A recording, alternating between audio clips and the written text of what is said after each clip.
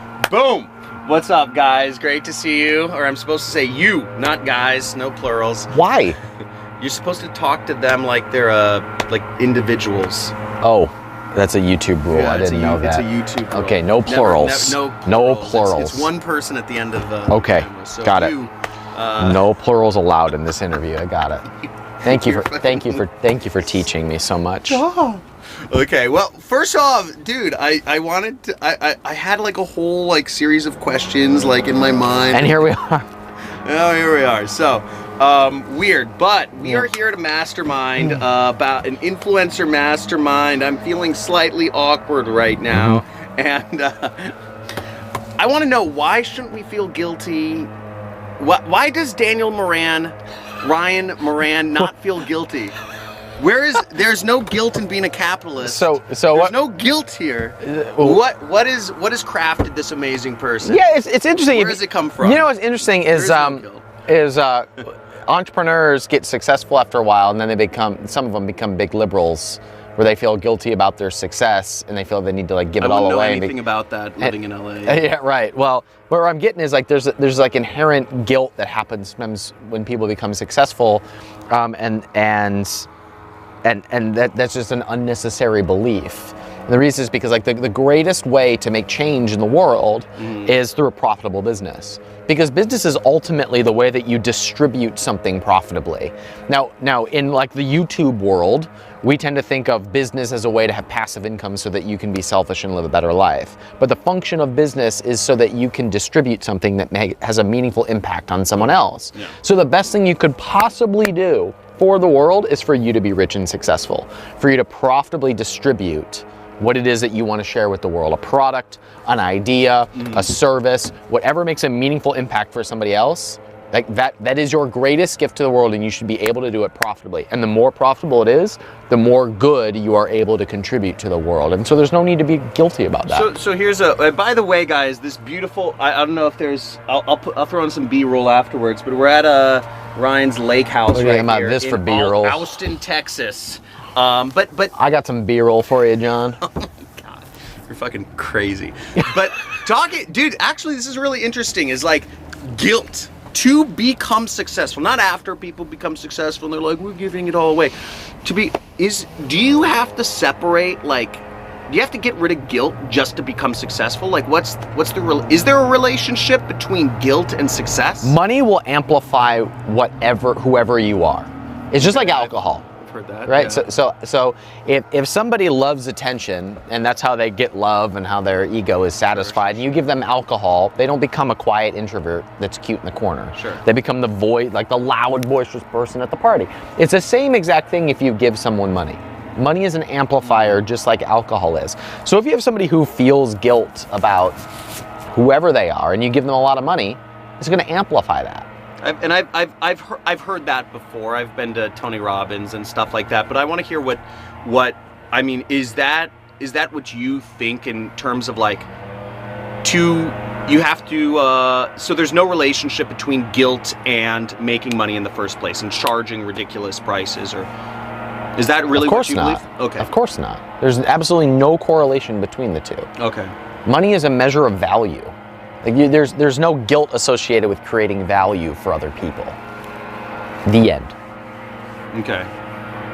There's no guilt associated with creating. So here is the big distinction. There you either believe that there's a fixed amount, and by me having this over here, you can't have it, or you believe that by me having this thing over here, it actually makes it easier for you to get it. So I do you either a bad thing by having this thing, because it prevents you from getting it, or it makes it easier for you to have your thing because I've created a new path and changed your beliefs. You tend to either believe one or the other. Yep. I believe the other. I believe that there's abundance. And the only evidence we need is to look at the world 100 years ago. We have longer lifespans, we've solved more problems, we have higher standards of living. In fact, the lowest of the low in first world countries live better lives than rich people a few hundred years ago. Because you don't leave your house and die from cholera. So we live vastly better lives. That's abundance. That is value. So it's not just dollars. Value is subjective. It's quality of life. And we have higher than ever before in history, no doubt. So value is simply what we measure in money, and we use that as a way to exchange that subjective value, which is increasing all the time. So there's no guilt associated with creation of value, and that's what we're doing as entrepreneurs. We tend to think there's this pie over here, and I got to get mine. But the truth is, you're making the pie. Like you just add more to the pie, and some of it comes to you. I totally agree. Now, as somebody who's created, assisted 500 people in becoming millionaires, do you think intelligence has any? Do you think IQ or intelligence has any effect on? Yes. Okay. I don't even know what the next question is, but yes. So yes, obviously, like intelligence is a variable. Now you can overcome a bunch of different variables. Like hard work is a variable. So intelligent people don't necessarily work harder. Hardworking people aren't necessarily more intelligent. It's just a variable in the overall equation. Now some of them are within your control. I would even argue intelligence is a little bit within your control. A little bit. Like you can do things to become smarter. And I'm talking about the way people are born. I'm not talking about the books you read or the college you go to. I'm talking about. So you're talking about natural, innate talent, like innate talent. Yeah. So yeah, that's a variable, and you can't change that, but you can change a whole hell of a lot of other things, and those are things within your control. We do all this focusing on what we can't control. Meanwhile, there's a bunch of things that are, and you don't get rich or even improve your life or anybody else's life by focusing on the things that you can't control. You focus on the things you can control. And as soon as you double down on that, you can change whatever you want. Now you invite a lot of ridiculously successful people. You've been around a lot of ridiculously successful people. You told me earlier that you really try to keep those 5 people, or you are the 5 people. You try to keep some really high value people around you. Are there any public examples of people you've personally met that you can say they don't have a lot of natural intelligence, but they have overcome it? And oh man, I mean, and yes, this is being broadcast on YouTube, but you don't need. Grant Cardone doesn't have a lot of natural intelligence. Grant Cardone doesn't have a lot of natural intelligence. How did he make up for it? He works incessantly. He's a great salesman. He had a skill that he completely doubled down on. He went completely all in on one skill set. So persuasion or telesales? Sales is his. Sales. So here's an interesting distinction. Intelligence is not necessarily associated with skill set. It's one of the variables. Intelligence is a variable. Give me somebody with 170 IQ. It doesn't necessarily mean they'll be successful. It just means that they're going to be really smart. So are most professional athletes incredibly intelligent? Maybe. I don't know. I've never been a professional athlete. There's plenty of people I'm sure on paper have a lower IQ than me and are more successful than me. In fact, I am probably held back by intelligence because I overthink things. I have to get coaching from people who are like, you need to stop overthinking it. You are being too smart about this. Yeah. So intelligence is a factor, and intelligence and conscientiousness are the greatest predictors. Conscientiousness means self-awareness, or what do you mean by that? The conscientiousness is, you might call it personal autonomy. Okay. The ability to control oneself. Okay. The ability to control oneself and to use it effectively. Self-control, where it's oh my God, my dog's sick. I have to. That's the exact example I was thinking of in my mind right there. When your dog is sick. Life issues. That's what I'm thinking. What I'm getting at is, yes, those are variables and they're contributing variables, and there are plenty of people who are dumber than you. Who have done better. And so we can't use that as an excuse. Okay. So life issues are not an excuse. Guys? Well, hold on. Sure, they're an excuse. Life issues, of course life issues are an excuse. But they too are a variable. And we dwell on all the things that we can't control. But there's plenty of things you can control. So I've talked to a lot of people who you know, are going through this struggle. You know, they've started different businesses, and a lot of life issues come up. They believe more than the normal person. Maybe there's divorce, car accident, computer battery overheated and broke down, and you know, there was Didn't a have the right tornado socks in their hometown. You know, a million things, and it's been a stack.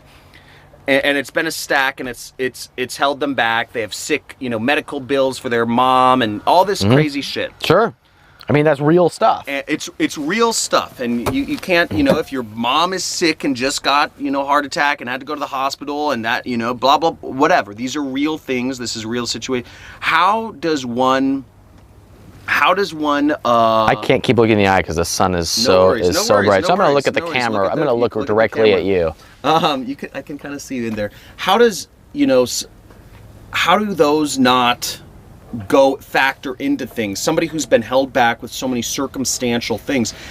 You know, I haven't had many of those things happen in my life. How can you not feel guilty? How do you not feel guilty? No, you. I'm not talking to me. Well, I was talking to me when you were me. That's a different. So, like, how do I not feel guilty about the fact that maybe that like, how was your? I guess, how did you grow up? Did you grow up? Would you say you grew up privileged? Did you have a lot of problems in becoming successful? So, is the nut that you're trying to crack? If I overcame things, or is the nut that you're trying to crack? I want to know about your situation becoming successful. Oh man, because I'll say my own example. It was easy. I didn't have any dependents.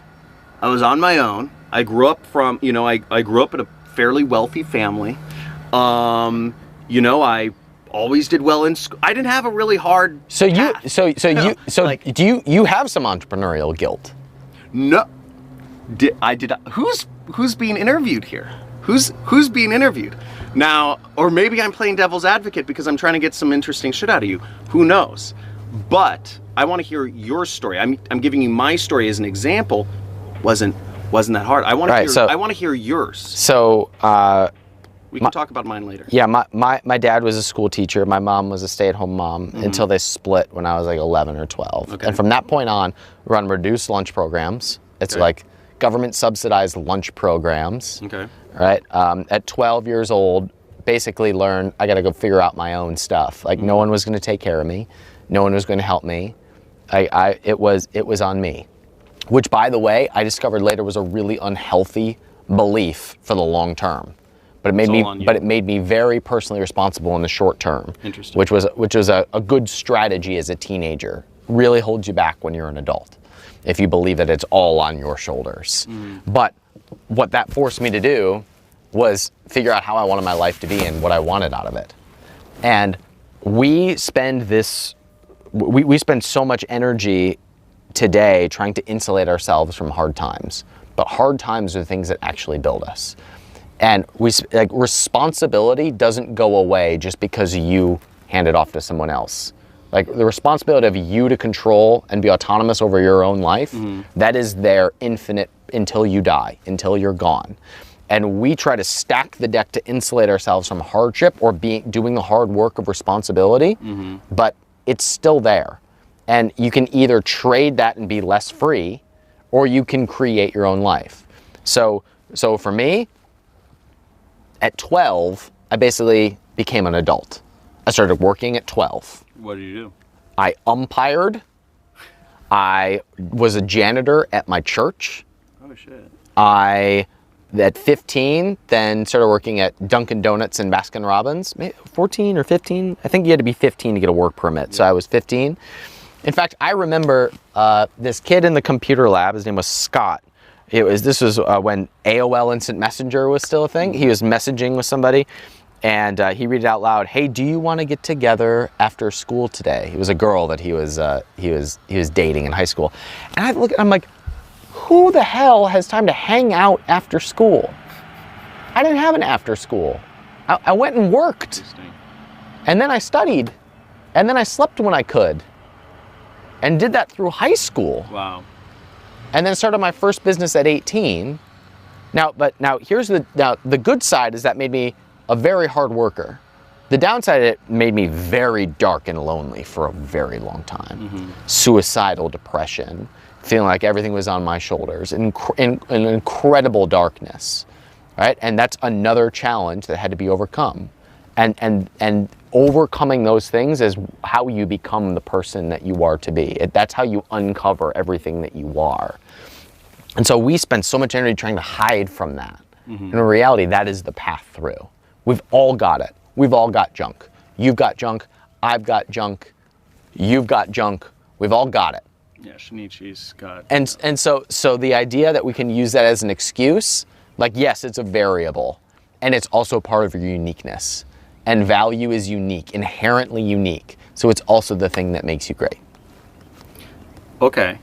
That's, it sounds, basically you've done a lot of hard work. You've just constantly been working.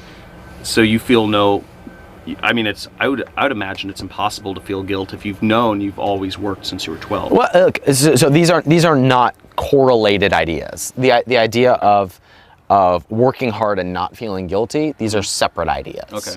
Like you can be lazy as hell and be rich, and you still don't have to feel guilty if you've done that by producing other things that other people voluntarily want. There is no guilt associated with that. In fact, I probably feel more guilt about working too hard than I do about the money that's in the bank. Really? Yeah. That's good. Yeah, because there's an opportunity cost to how much you work. I am now in my 30s unlearning all of the hard work that I did as a teenager and in my 20s. It's funny, my family's from Indiana and Illinois, so I have that Midwestern, like, it's insane. I don't know, my parents taught me to be so hardworking, and it's just like, if you're not working hard, you're doing something wrong. Yeah, that served them up to a certain point. Exactly. Doesn't mean it has to serve you. What part of Indiana? Portage, the north. All right, cool. Steel mills. Marion, Indiana. Lived there for 4 years. Oh, really? Yeah. Anyway, go on. Whatever. Whatever, Indiana. No, it's whatever, Indiana. Like uncles who are like Jim Bob, and like, you know, it's just really. My grandpa was love Big Indiana. Bobo. My dad was Little Bobo. I loved the cornfields, man. Loved them. Funny. Love Indiana. So, okay. So basically now you're a big proponent of capital. So like Yeah. a little bit. You only founded the capitalism conference. Right. Now, why? Right. And I remember you saying, like, why is it so important? There's lots of strategies you've used to, you know, become wealthy, and you've taught some of your stuff, and I teach people how they can start internet businesses and yada, yada, yada. But you've started Capitalism Conference not to teach a specific way to start a business, but as a way to connecting people and helping entrepreneurs or aspiring entrepreneurs. What was the point of it? Because you'd been talking about this a little bit earlier, and I actually think it's really intriguing and would like to hear more about the impetus. Yeah, so the impetus was realizing that if I really wanted to go where I wanted to go, which is my ultimate goal is to buy the Cleveland Indians. Which is so weird. He's serious, by the way. He's so weird. What's weird about buying the Cleveland Indians?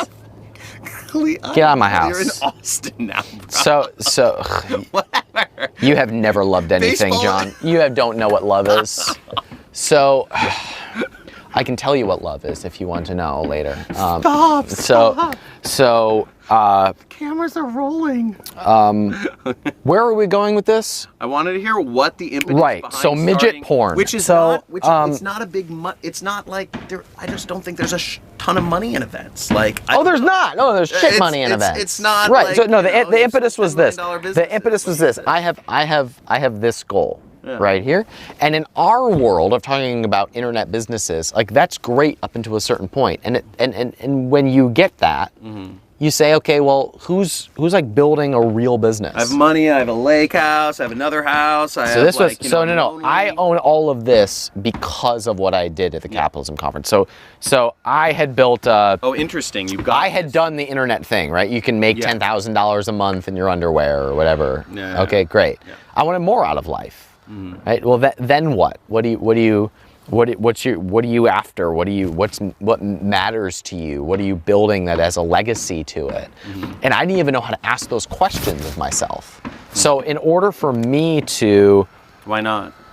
Because there was no one around me asking those questions. Like, you are who you surround yourself with. We are tribal beings. Who were you surrounded with? And are you living in Cleveland at the time, or are you living out I was living here in Austin. And who did you Other internet entrepreneurs who talk about hustle and grind and passive income, right? All great things. Okay, but I wanted to play a bigger game. Okay. And so to play a bigger game, I needed to get around different people. I didn't have access to those people. I did not have them, so I just paid them. Beautiful. So it's I beautiful just what money can do. I found out. Actually, this was all of my retained earnings at the time. All of my retained earnings I put onto the table. Are you serious? All of it. You're I rolled all the dice on my first event. You're freaking crazy. I am not crazy. Are you serious? So here's this was my nuts. It was not nuts, and here's why.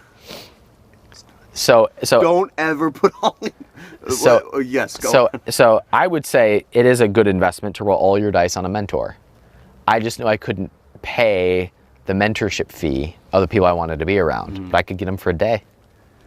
I get them for one day to all fly into Texas, and if I spent 3 days with those people and invited other people to join, maybe I could help mitigate the cost. And what are the booking fees of some of these people? I'd imagine 25 to 250K. Yeah, it's a good range. That's a good range. Okay. Yeah. So I was spending hundreds of thousands of dollars on just to get these people in. Yeah, it's not cheap. It is, and that does not factor in. And then we fed all the attendees and had like all the stuff, right? So. Yeah, this was not a business to me. What happened then was over the next couple of years, I built a company to $10 million and sold it, right? I started inspiring a bunch of entrepreneurs around the world. And the reason was because I started thinking differently. I started putting together the thought patterns of the sharks on Shark Tank and the Gary Vaynerchuks and the people who ran big enterprises. And as a result of doing that, your brain just fires differently. And so we can all think of a time where we met someone and everything changed. Like 100%. Like there was a person. One of my buddies, Jeff Wood, says if you've hit a plateau, it's because you're missing a person, not a piece of information. Because how many times do you go watch a YouTube video, and then you're like, that was good information. What do I do now? It just becomes a longer to-do list. But when you meet a person, you change. And you're talking physically, right? Yeah, well, yeah, but I mean, biologically we change. I mean, we literally change literally.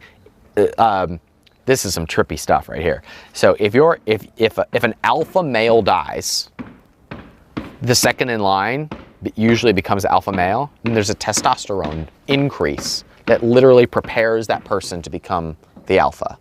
In humans? In humans. In humans. So how does that, Tony Robbins dies and I'm just going to get somebody else? If he had a second in command, if Jarek, his son, took over, there would be a physiological change in him of now leading that empire. That's totally... Isn't that crazy? That's really weird. And biologically, we're wired to be predispositioned for certain fit in the tribe. So it is you change and you change your environment. It is a both and. So all this to say, who you surround yourself physiologically changes you. Biologically, physiologically changes you. And it changes what you think about, it changes what you normalize, it changes what your habits are. Everything is who. It's not what, it's not how. Sometimes it's when, but it's always who. That the hack. The hack to making $1 million is hanging out with people who make $1 million. That's the hack. We could go through these algorithms and systems and all of this. You are not likely to force yourself to actually will yourself into doing those things. But if you are surrounded by people to where that is normal and natural, you just become that person. You have to. The tribe says you have to. So I, every year, just book the people that I'm scared of, or the people that challenge me, people that make me play a different game, and I bring them into Texas, and I put it all on the line for the capitalism conference, right? I make my money in other businesses. Capitalism conferences I do for me and for my people in order to play a different game. And that's why my life has changed so much in the few years that I've been doing this, and why everybody who goes to that says the same thing. Interesting. And dude, that That is all. What's funny about this is it seems so easy. Like he's like, oh, this is a hack. Oh, just surround yourself with people who are like where you want to be, or like he's saying it's a hack, but it's like it's actually a real hack. And I'm gonna just kind of parrot this. My really quick origin story is I was working for an ad agency, and this guy Chris Daigle, who's a consultant for good friend. So he invited me to the secret society mastermind group, which is this guy Neil Strauss, this author Neil Strauss has this group that it was like $50,000 or $100,000 a year, and they were having a get together at they do once or twice a year at the Roosevelt Hotel in Hollywood. They rented out the whole second floor. There's a bowling alley, a lounge, all this stuff. It's all these like uber rich, douchebag, super rich marketers. Who else can afford $100,000 a year for this like really? That's hack. You got to be a douche to be successful. Not a douche. But you know what I mean. It was Neil Strauss's group, so I understand. Yeah, but the point is, I was there and I met the guy who I felt imposter syndrome. I was like, oh my God. Every person I'm talking to, they're like, what do you do? I'm like, oh, I'm a pay-per-click manager, like analyst. Like, it was crazy. But from there, I got one client, which ended up paying me $50,000 a month. They said, oh, we'll give you $10,000 a month or a percent of the revenue you create for the company. And that ended up becoming a $50,000 a month deal that lasted for years. And that was my start. But it was putting myself in this room. I was like, holy shit, I gotta get, like, how does so, dude, you're right though, the hack goes on. Now, I wanna challenge you, and I wanna say, okay, that's cool, it takes 3 months of freaking work to put on a capital. Aren't there easier ways to put yourself? I mean, couldn't you just join an investment group and probably? Couldn't you surround yourself with grizzled old deca millionaires? Probably. I wanted a very specific group of people when I started doing this. Self-help people. I mean, couldn't you just pay Tony Robbins like 100K platinum mastermind group? I mean, aren't there more efficient ways to do this than? Oh, maybe. I mean, did you not think about? You're saying like, obviously. I wanted all of those people in one room. You wanted specific people in the same room at the same time. That's what I wanted. Why so specific? I mean, because you probably could have got the same net worth or the same people in the personal development industry. You join Joe Polish's mastermind, or you join Dan Kennedy, you pay him $50K a year. Yeah, well, first of all, those are two marketers, and I didn't want to hang out with other marketers. I wanted to be around business people. I wanted to be around empire builders.